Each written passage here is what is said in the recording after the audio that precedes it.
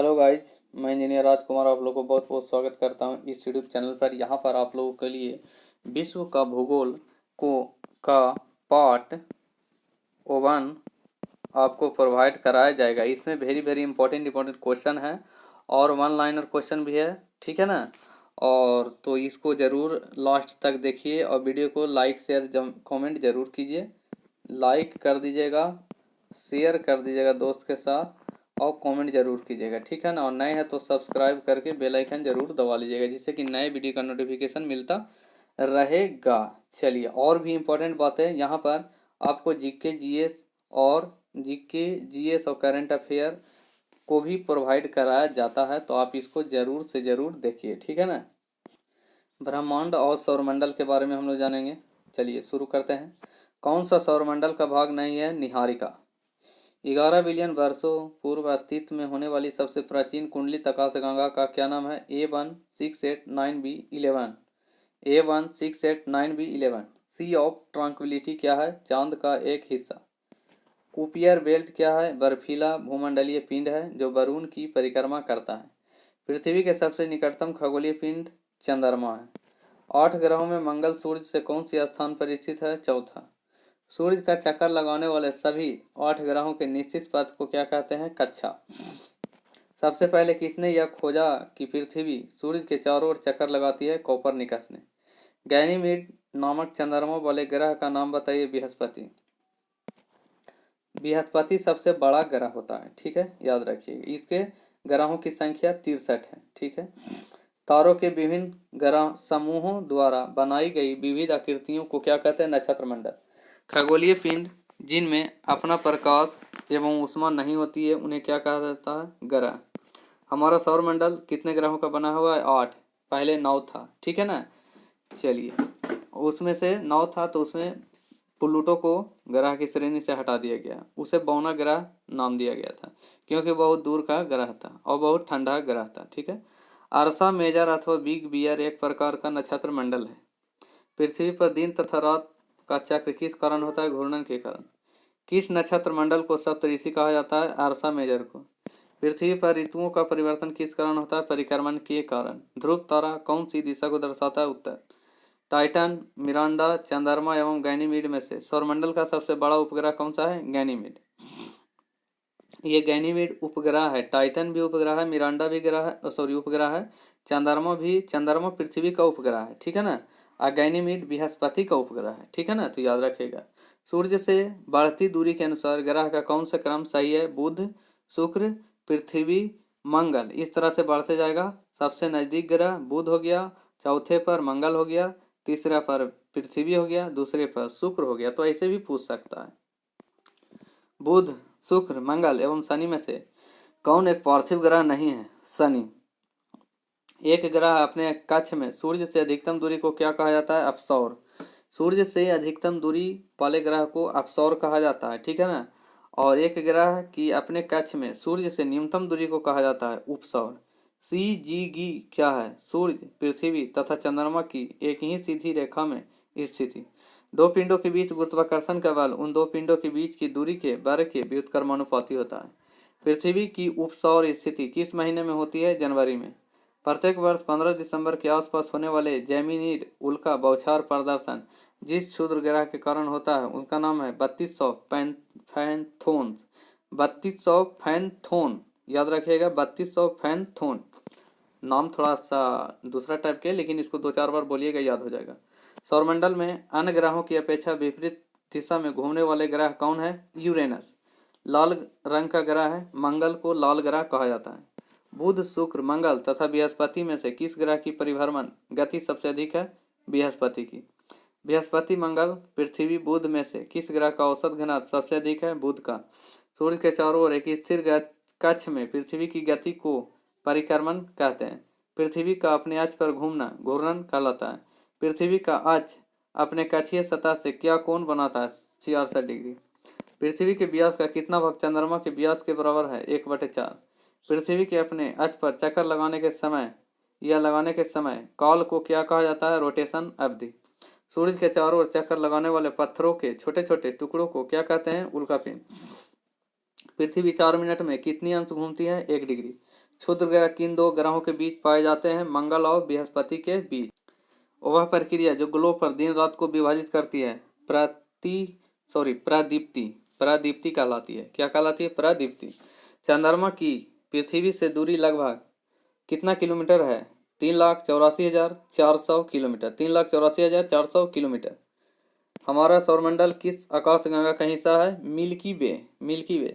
पृथ्वी तथा वायु अंतरिक्ष के बीच अंतिम रेखा मैग्नेटोपॉज कहलाती है। मैग्नेटोपॉज। यदि गृह कक्षा दीर्घवृत्त है तो वह बिंदु जिस पर सूर्य होता है क्या कहलाता है? फोकस।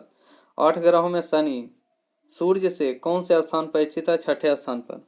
ध्रुव तारे का दूसरा नाम क्या है? उत्तरी तारा। सूर्य एक प्रकार का तारा है। 8 ग्रहों में पृथ्वी सूर्य से कौन से स्थान पर स्थित है? तीसरे स्थान पर। 8 ग्रहों में शुक्र सूर्य से कौन से स्थान पर स्थित है? दूसरे स्थान पर। अगस्त 2006 के बाद प्लूटो ग्रह को क्या कहा जाता? बौना ग्रह। ये तो पहले बता दिया। दक्षिण अयनात के समय दक्षिणी गोलार्ध में कौन सी ऋतु होती है? ग्रीष्म ऋतु। 8 ग्रहों में बृहस्पति सूर्य से कौन से स्थान पर है? 5वें। ये सब क्वेश्चन पूछता है, ठीक है ना, इसलिए इसको सीरियल वाइज याद कर लीजिएगा, ठीक है ना। सूर्य के चारों ओर चक्कर लगाने वाले पृथ्वी की कक्षा का आकार क्या है? दीर्घवृत्ताकार। सूर्य के चारों ओर चक्कर लगाने वाले मंगल तथा बृहस्पति की कक्षाओं के बीच पाए जाने वाले छोटे छोटे पिंड को क्या कहते हैं? क्षुद्र ग्रह। पृथ्वी को नीला ग्रह क्यों कहा जाता है? 2/3 सतह पानी से ढकी होने के कारण। पृथ्वी के आकार को कैसा बताया जाता है? चपटा अंडाकार। किस तिथि को उत्तरी गोलार्ध में वर्ष का सबसे लंबा दिन तथा सबसे छोटी रात होती है? 21 जून। पृथ्वी की परिक्रमा करने में चंद्रमा को लगने वाला समय लगभग 28 दिन। सूर्य की सबसे ऊपरी परत को क्या कहा जाता है? कोरोना या क्रीट। पृथ्वी जिस समय सूर्य से सबसे अधिक दूरी पर होती है उस समय उसकी स्थिति क्या है? उस समय उसकी स्थिति क्या होती है? अपहेलियन। पृथ्वी के कोर यानी केंद्रीय भाग को और किस नाम से जाना जाता है? गुरुमंडल। नेपच्यून, टाइटन, एरिस, हाइड्रा में से कौन सा बौना ग्रह है? एरिस। कौन सा बौना ग्रह है? एरिस। तारामंडल सप्तऋषि को पश्चिम निवासी किस नाम से जानते हैं? Big Dipper. घटकों के बीच गुरुत्वाकर्षण द्वारा भारी मात्रा में एक साथ एकत्र हुए तारों ध्रुव लवगैंस को क्या कहते हैं? मंदाकिनी यानी आकाशगंगा। सूर्य ग्रह कब होता है? सूर्य ग्रहण कब होता है? सूर्य ग्रहण चंद्रमा सूर्य और पृथ्वी के बीच में आ जाती है, यानी सूर्य और पृथ्वी के बीच में चंद्रमा आ जाती है, ठीक है ना। और इसको दूसरा से बता सकते हैं सचप, याद रखिएगा, ठीक है। यानी चा से चंद्रमा, फिर से पृथ्वी, सा से सूर्य, सूर्य और पृथ्वी के बीच में चंद्रमा आ जाती है, ठीक है। चलिए नेक्स्ट चलते हैं हम लोग। ब्रह्मांड के अध्ययन को कोस्मोलॉजी के नाम से जाना जाता है। हमारे सौरमंडल का सबसे निकटतम तारा प्रोक्सिमा सेंचुरी, ठीक है। बुध, शनि, शुक्र तथा पृथ्वी में से कौन सा एक आंतरिक ग्रह नहीं है? शनि।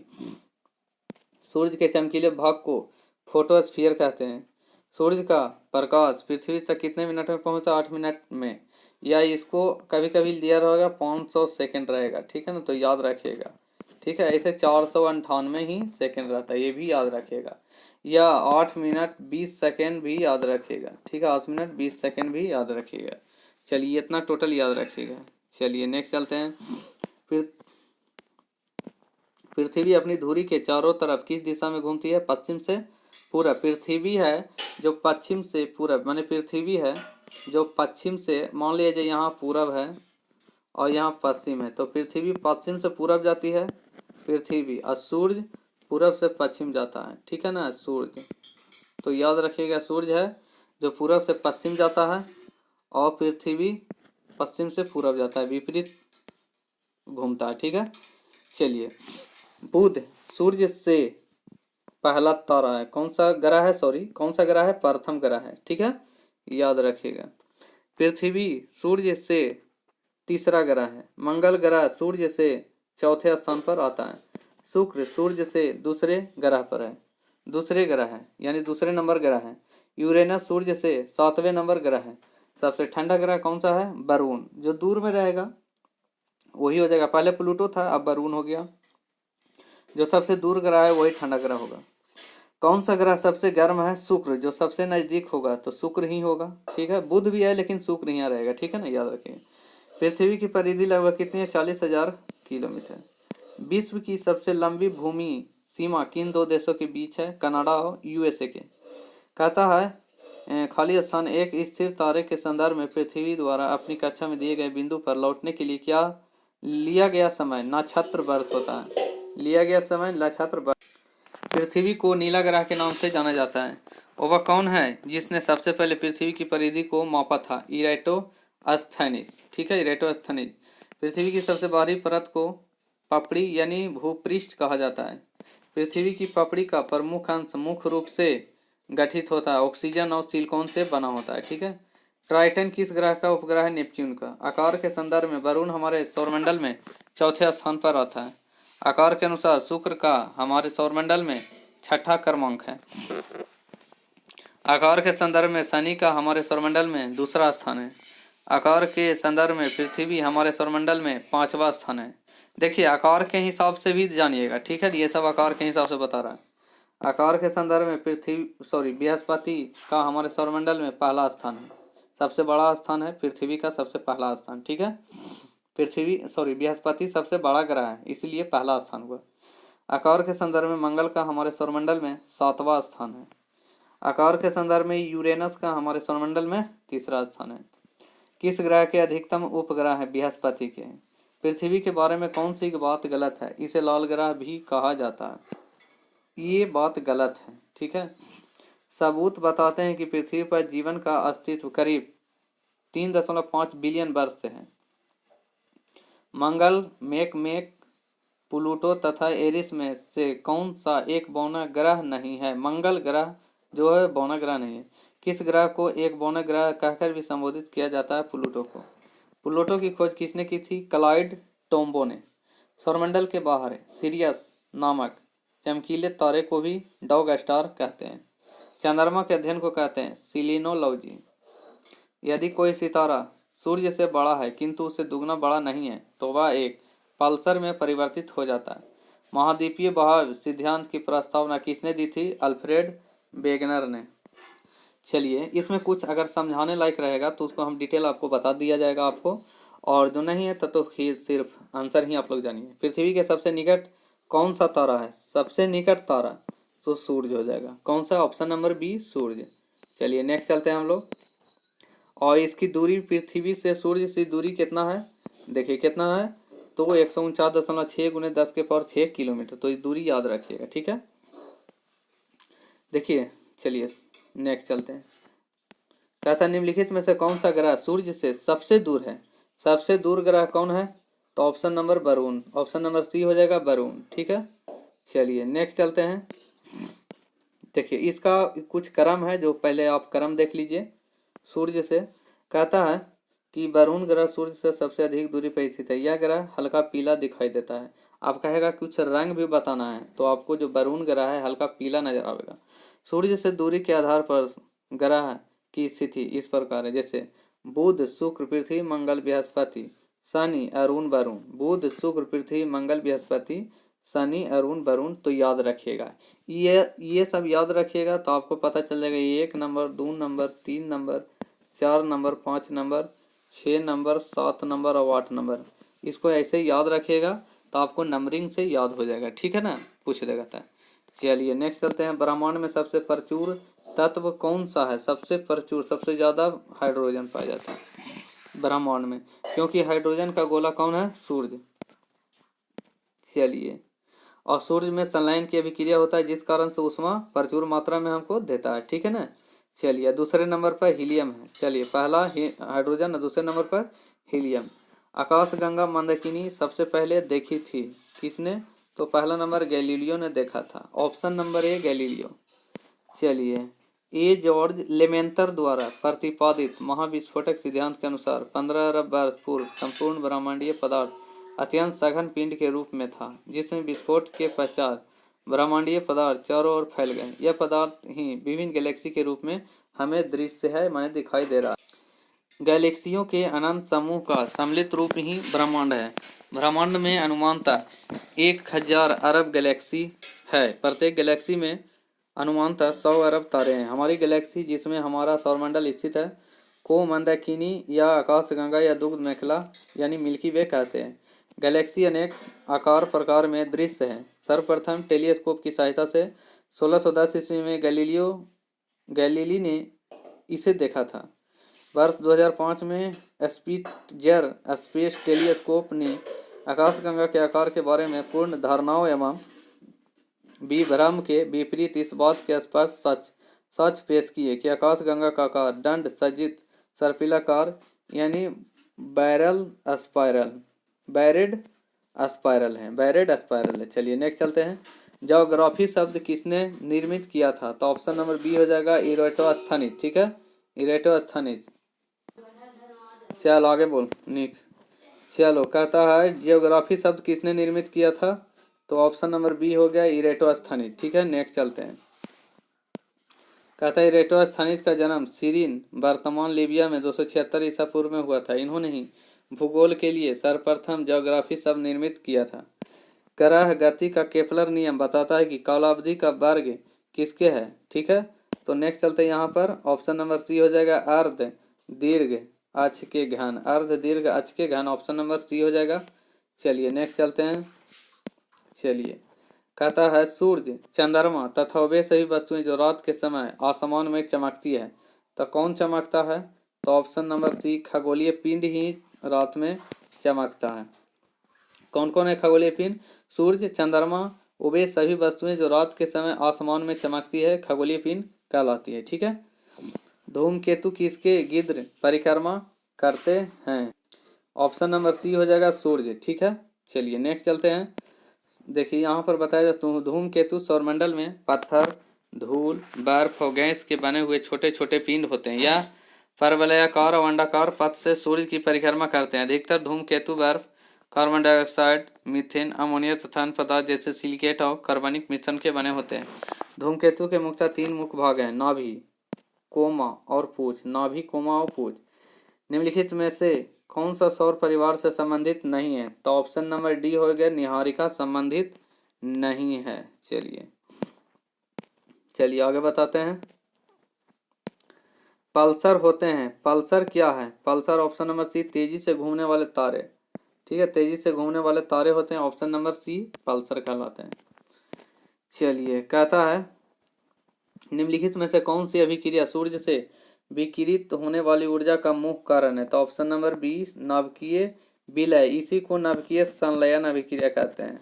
यहाँ विलयन बोल दिया है लेकिन नाभिकीय संलयन होगा। ठीक है ना, दोनों सही है, विलय भी सही है, संलयन भी सही है। ठीक है ना, चलिए नेक्स्ट चलते हैं। इसमें कहता है नाभिकीय संलयन में क्या होता है कि दो गो हाइड्रोजन, दो छोटे छोटे नाभिक यानी 1H1 प्लस 1H1 जोड़कर बनाता है 2H2He4 हीलियम के नाभिक बनाता है। 2 हाइड्रोजन मिलकर एक हीलियम का नाभिक बनाता है और प्लस बैलेंस नहीं है और प्लस यहाँ पर बैलेंस है और ऊर्जा की मात्रा विपुल मात्रा देती है, ऊर्जा की मात्रा देती है जो हमें ऊष्मा के रूप में प्राप्त होती है। ठीक है, तो यहाँ पर बोला गया कि 2 छोटे छोटे नाभिक मिलकर एक बड़े नाभिक का निर्माण करता है, जिससे 1H1 प्लस 1H1 जुट के 2He4 दिया है। ठीक है ना, तो इस तरह से प्लस ऊर्जा आपको मिल रहा है। तो ये ही हुआ नाभिकीय संलयन अभिक्रिया।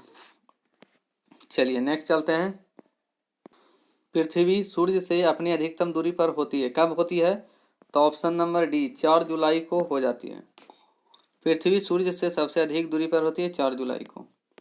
नेक्स्ट चलते हैं। किस दिन पृथ्वी सूर्य के सबसे निकट होती है? सबसे निकट 3 जनवरी को होता है। सबसे निकट 3 जनवरी को होता है। ठीक है,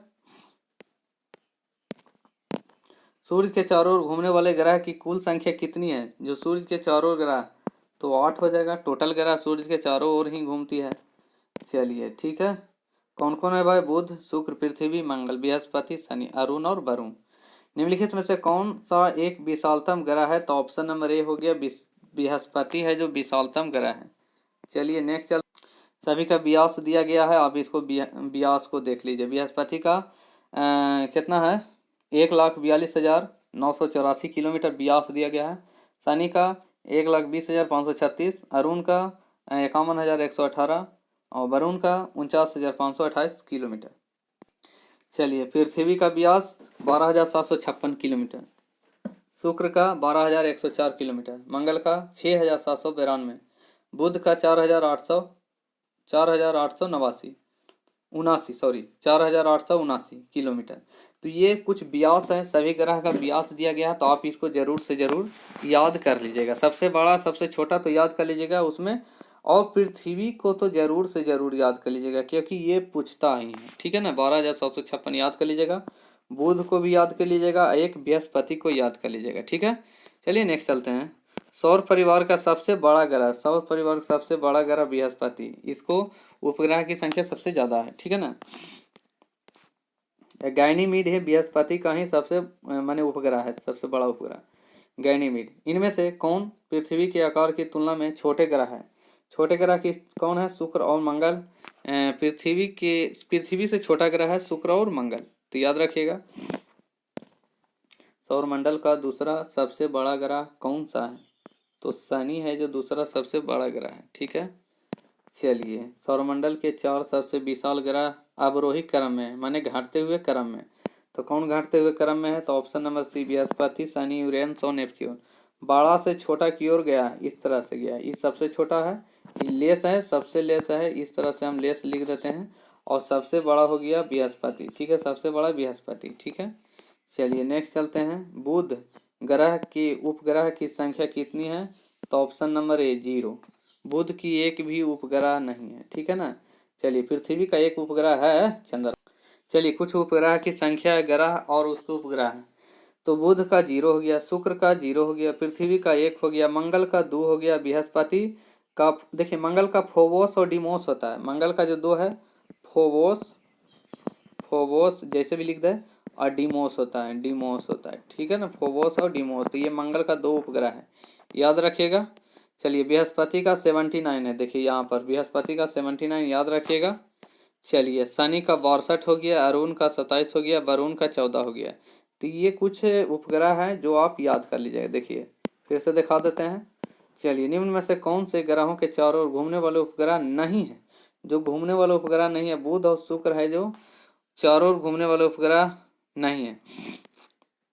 चलिए, निम्नलिखित में से किस ग्रह का कोई चांद नहीं है? किस ग्रह का कोई चांद नहीं है? सॉरी, बुध का कोई चांद नहीं है, ऑप्शन नंबर सी, बुध का कोई चांद नहीं है, एक भी उपग्रह भी नहीं है इसका, ठीक है। यूरेनस के कितने उपग्रह हैं? तो 27 उपग्रह हैं। कितने उपग्रह हैं? 27। देखिए, ये सब कुछ चीज है ना जो फिक्स है, आप कभी भी पढ़िएगा, इसको एक बार याद कर लीजिएगा, सदा के लिए याद रहेगा आपको, कभी चेंजिंग उंजिंग नहीं होता है, ठीक है ना। इसलिए ये सब जो फिक्स चीज है आप उसको तो कंठा से याद कर लीजिए।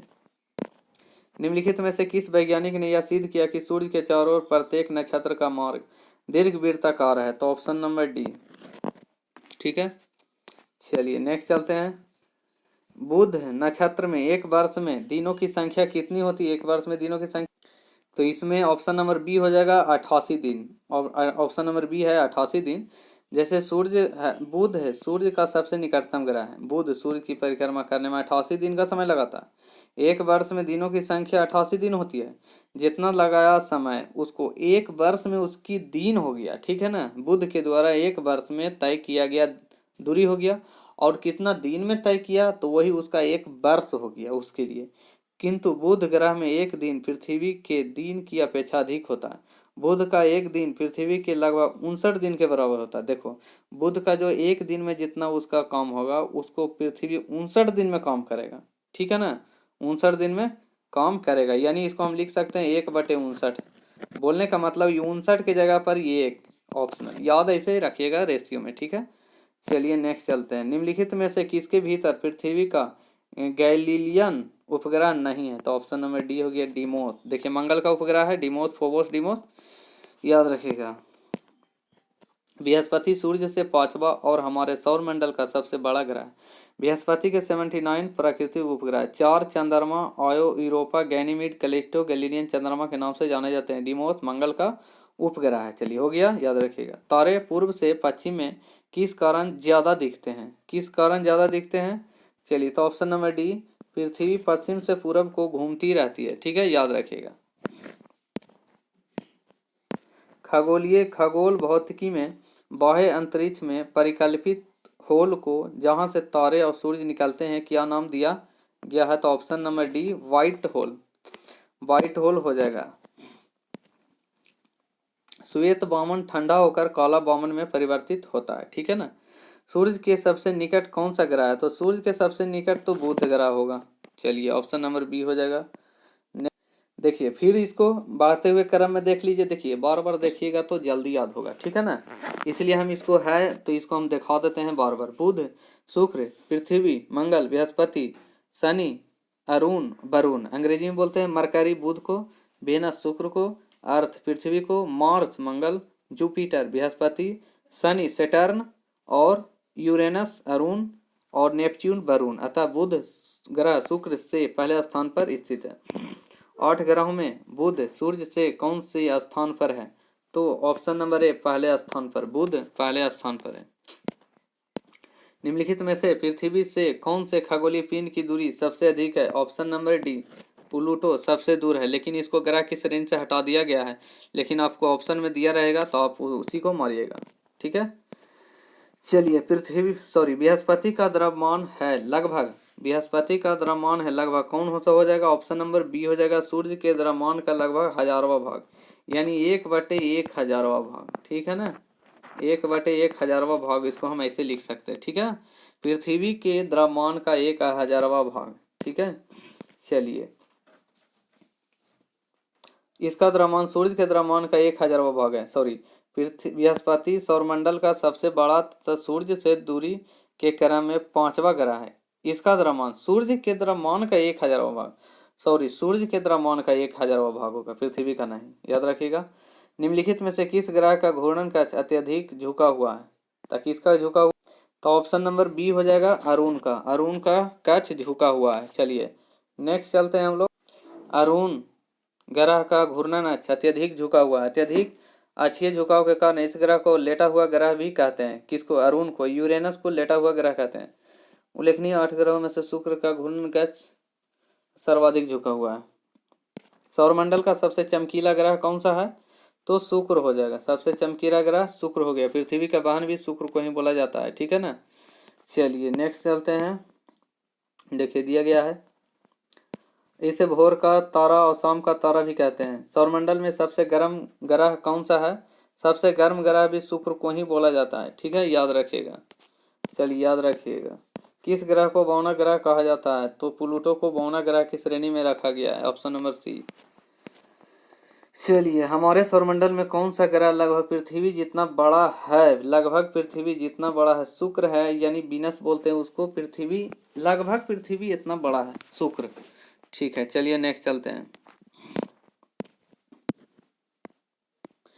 इसीलिए शुक्र को पृथ्वी का जुड़वा ग्रह भी कहा जाता है, यानी सिस्टर प्लेनेट भी कहा जाता है, ठीक है ना। निम्नलिखित में से ग्रह को पृथ्वी का जुड़वा ग्रह किसे कहा जाता है? तो ऑप्शन नंबर बी हो जाएगा शुक्र को पृथ्वी का जुड़वा वाहन कहा जाता है या जुड़वा ग्रह कहा जाता है। चांद की तरह परावस्थाएं दिखाने वाला ग्रह कौन सा है? ऑप्शन नंबर ए शुक्र हो जाएगा, ठीक है। नेक्स्ट चलते हैं। सूर्य या चंद्र ग्रहण में पृथ्वी की छाया कितने भाग में विभाजित हो जाती है? तो ऑप्शन नंबर बी 2 भाग में विभाजित हो जाती है, ठीक है। चलिए सूर्य ग्रहण या चंद्र ग्रहण में पृथ्वी की छाया 2 भागों में यानी अम्बरा और पेनम्बरा में विभाजित हो जाए। 2 भाग का नाम अम्बरा और पेनम्बरा, याद रखिए। पृथ्वी के सबसे नजदीक कौन सा तारा है? तारा के लिए रहेगा तो सूर्य एक तारा है, ठीक है ना। बिहार पुलिस में पूछा था वनफाल वाला में कि कौन सा ग्रह तारा है, तो लिखा रहेगा सूर्य, बुध, ये सब रहेगा बहुत सारा, तो आप उसको में सूर्य को तारा मानिएगा, ठीक है ना। नेक्स्ट चलते हैं। चलिए और कहता है ये पृथ्वी से 4.25 प्रकाश दूर है। चलिए और दूरी का मात्रक प्रकाश वर्ष होता है, ठीक। सूर्य के बाद पृथ्वी से सबसे नजदीकी तारा कौन सा है? तो option number C Proxima Centauri सबसे नजदीक का तारा है। सूर्य के बाद यानी दूसरा नंबर पर प्रोक्सिमा सेंचुरी। सूर्य की पृथ्वी से लगभग दूरी कितनी है? तो option number A 150 million kilometre, 150 million kilometre यानी 149.6 मिलियन किलोमीटर, ठीक है ना। सूर्य से पृथ्वी की लगभग दूरी 149.6 मिलियन किलोमीटर। ठीक है। सूर्य का पृष्ठीय तापमान आंका गया है लगभग 6000 डिग्री सेल्सियस, याद रखिएगा। चलिए, सूर्य की बाह्यतम परत को कहते हैं, सूर्य का जो बाह्यतम परत है क्रीट या कोरोना बोलते हैं उसको, क्रीट या कोरोना बोलते हैं। सूर्य की ऊर्जा का स्रोत किस प्रकार प्रक्रिया में निहित है?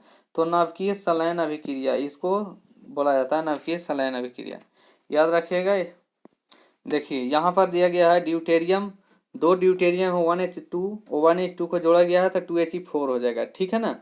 तो हीलियम नाभिक, ये हल्के नाभिक है, ये दोनों हल्के नाभिक है, तो एक बड़े नाभिक का निर्माण करता है। इसके बाद यहाँ पर ऊर्जा प्रचुर मात्रा में मुक्त होती है, तो इसको आप याद रखिएगा, ये समीकरण को याद कर लीजिएगा।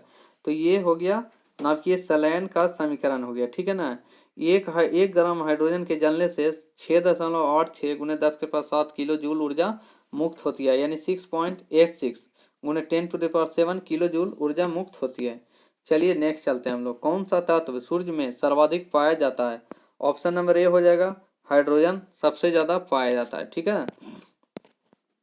चलिए, पृथ्वी कितनी पुरानी है इसका निर्धारण किस प्रकार किया जाता है? किस प्रकार किया जाता है? तो ऑप्शन नंबर बी रेडियोमेट्रिक काल निर्धारण। ठीक है ना, रेडियोमेट्रिक काल निर्धारण से किया जाता है। ठीक है ना। चलिए नेक्स्ट चलते हैं हम लोग।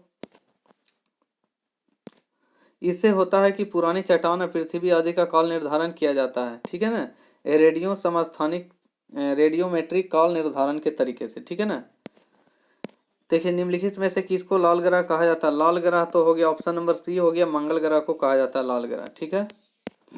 चलिए, मंगल की परिक्रमा कक्षा में जाने वाले प्रथम एशियाई देश का नाम बताइए। तो ऑप्शन नंबर बी भारत, सबसे पहले मंगल की परिक्रमा कक्षा में गया था भारत। ठीक है ना। एशियाई देश यानी हम लोग एशिया में ही पढ़ते हैं, इसलिए एशियाई देश कहता है। मंगल की परिक्रमा कक्षा में जाने वाला प्रथम एशियाई देश भारत, जबकि विश्व का चौथा देश है अमेरिका, विश्व का चौथा देश। ठीक है ना। चलिए, और एशिया का सबसे पहला भारत और विश्व का चौथा देश अमेरिका, सोवियत संघ तथा यूरोपीय अंतरिक्ष एजेंसी ने इसरो से पूर्व मंगल ग्रह की कक्षा में जाने में सफलता प्राप्त की थी। ये सब हैं जो भारत के से पहले गया था, ये सब विश्व में आ जाता है। निम्नलिखित में से किसे ब्लू प्लेनेट कहा जाता है? ब्लू प्लेनेट हो गया तो पृथ्वी को नीला ग्रह या ब्लू प्लेनेट कहा जाता है। ठीक है ना। जल की उपस्थिति के कारण सूर्य से पृथ्वी तक पहुंचने में प्रकाश को कितना समय लगता है? 8 मिनट 20 सेकेंड, यानी 500 सेकेंड भी बोल सकते हैं, 500 सेकेंड भी बोल सकते हैं। चलिए ठीक है, नेक्स्ट चलते हैं। सूर्य की रोशनी यानी को पृथ्वी तक पहुंचने में लगभग कितना समय लगता है? तो यही होगा ऑप्शन नंबर सी हो जाएगा 8 मिनट 16.6 सेकेंड। ठीक है ना। कहीं कहीं रहेगा 8 मिनट 20 सेकेंड, तो आप उसको भी मान सकते हैं। तुल्यकाली उपग्रह पृथ्वी के गिर्द घूमता है किसकी? पश्चिम से पूरब की ओर, पश्चिम से पूरब की ओर। चलिए नेक्स्ट चलते हैं हम लोग।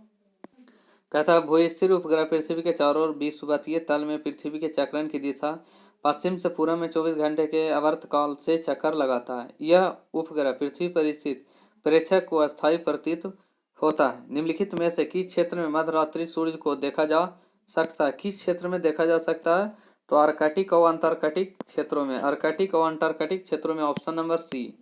चलिए ठीक है।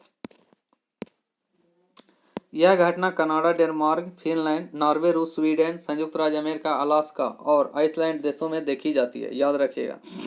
यह आर्कटिक और अंटार्कटिक क्षेत्रों में देखी जाती है, ये सब पढ़ा जाता है। मध्यरात्रि सूर्य का क्या अर्थ है? सूर्य का मध्यरात्रि सूर्य का क्या अर्थ है? ऑप्शन नंबर डी, सूर्य का ध्रुवीय वृत्त में देर तक चमकना, सूर्य का ध्रुवीय वृत्त में देर तक चमकना। नासा ने किसका अध्ययन करने के लिए मैसेंजर सैटेलाइट लॉन्च किया? तो ऑप्शन नंबर ए हो गया बुध यानी मरकरी। चलिए नेक्स्ट चलते हैं। हम सदैव चंद्रमा के उसी पृष्ठ को देखते हैं क्योंकि, अब क्योंकि कौन है? तो option number D, option number C, यह पृथ्वी का चक्कर लगाने और अपनी धुरी पर घूमने में समान समय लगाता है। ठीक, इसलिए ऑप्शन नंबर सी हो जाएगा। चलिए देख लीजिए, कुछ परसेंटेज दिया गया है। कहता है चंद्रमा की अक्षीय और कक्षीय गति समान होने के कारण ही सदैव चंद्रमा के केवल एक ही पृष्ठ को देखा जा सकता है। चंद्रमा के अधिकतम 59% भाग को पृथ्वी की सतह से देखा जा सकता है। इसमें से 18% भाग को कुछ निश्चित समय पर ही देखा जा सकता है। चंद्रमा के 41% भाग को पृथ्वी से कभी भी नहीं देखा जा सकता है। ग्रहण के दौरान पड़ने वाली छाया का सबसे काला भाग ऑप्शन नंबर बी होता है परछाया। ठीक है, ऑप्शन नंबर बी परछाया। ठीक है। लघु ज्वार भाटा होता है, लघु ज्वार भाटा हो गया ऑप्शन नंबर बी दुर्बल होता है। लघु ज्वार भाटा, लघु माने छोटा है तो दुर्बल होगा। चलिए, दीर्घ ज्वार भाटा माने 20% से आगे ऊंचा होता है, 20% से अधिक ऊंचा होता है। ठीक है ना। और जो लघु होता है 20% से नीचा होता है। महासागरों की सतह पर सूर्य के और चांद के गुरुत्वाकर्षण से बनती है। माने क्या होता है, माने गुरुत्वाकर्षण वाला सिस्टम तो ज्वार भाटा में माने सूर्य और चंद्रमा जैसे माने जब ग्रहण लगता है तो सूर्य चंद्रमा के बीच जो गुरुत्वाकर्षण है माने ज्यादा होता है, जिसके कारण से ज्वार भाटा उत्पन्न होती है। ठीक है ना। चलिए नेक्स्ट चलते हैं हम लोग।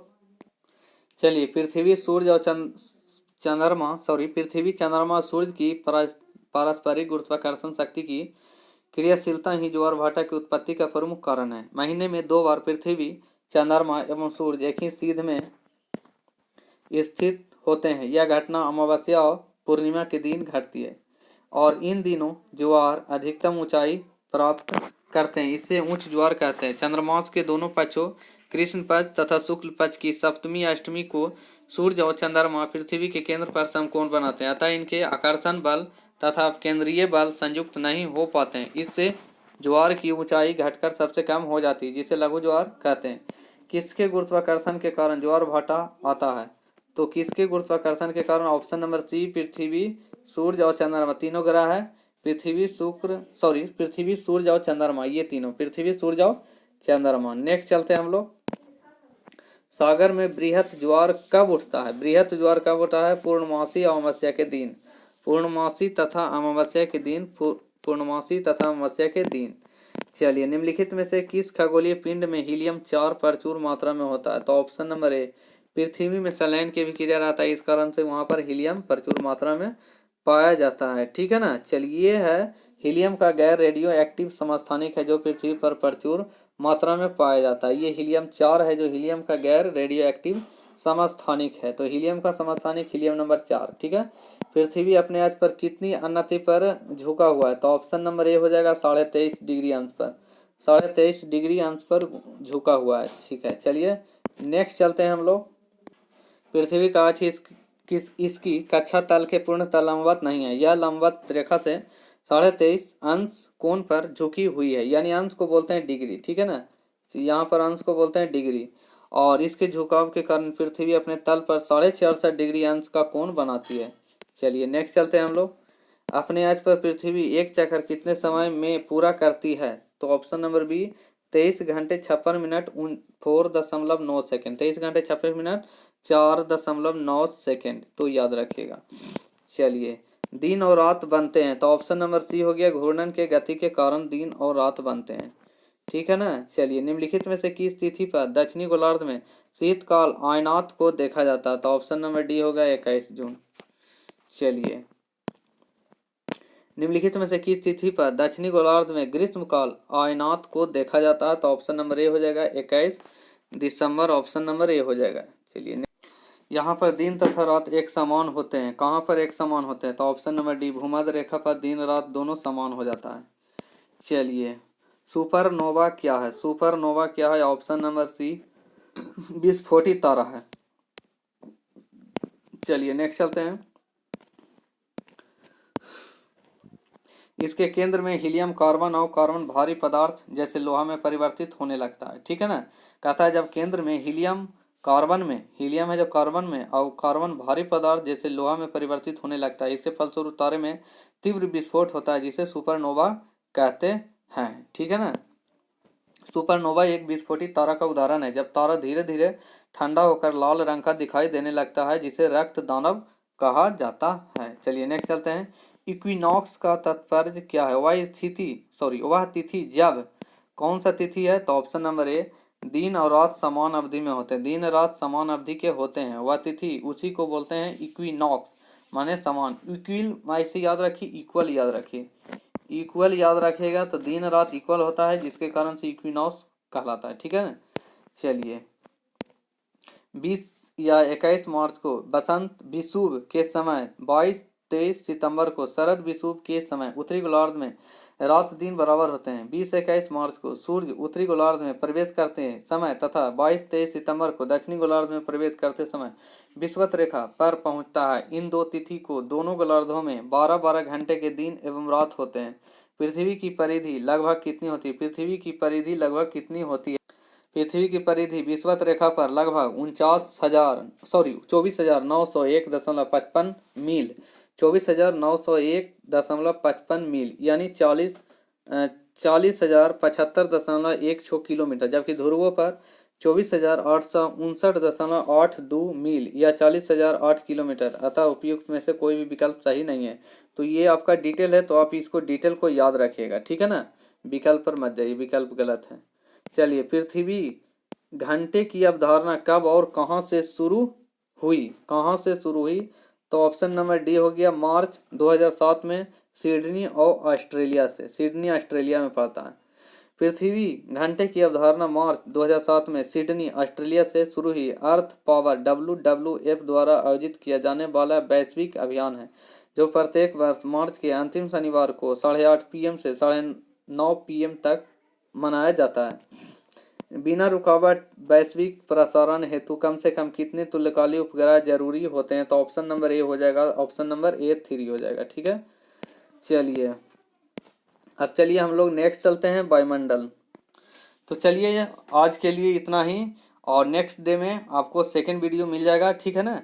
तो आपका नेक्स्ट डे में वायुमंडल चालू होगा, ठीक है। तो आशा करता हूँ ये वीडियो आप लोग को जरूर अच्छा लगेगा। तो इस वीडियो को लाइक शेयर कमेंट जरूर कर दीजिएगा। देखिए, लाइक कर दीजिएगा, शेयर कर दीजिएगा, और कुछ दिक्कत है या किसी प्रकार के कोई प्रॉब्लम है या कुछ ज़रूरत है तो कमेंट भी कर दीजिएगा, और नए हैं तो सब्सक्राइब करके बेल आइकन जरूर दबा लीजिएगा, और जितना से जितना शेयर कीजिए। देखिए, इस तरह से आपको वीडियो अच्छे अच्छे क्वेश्चन है, अच्छे अच्छे आंसर क्वेश्चन है, और उसका डिटेल भी है, तो अच्छा लगता है, हमको भी अच्छा लगता है, आप लोग को भी अच्छा ही लगना चाहिए इस तरह से। Thank you. जय हिंद, जय भारत।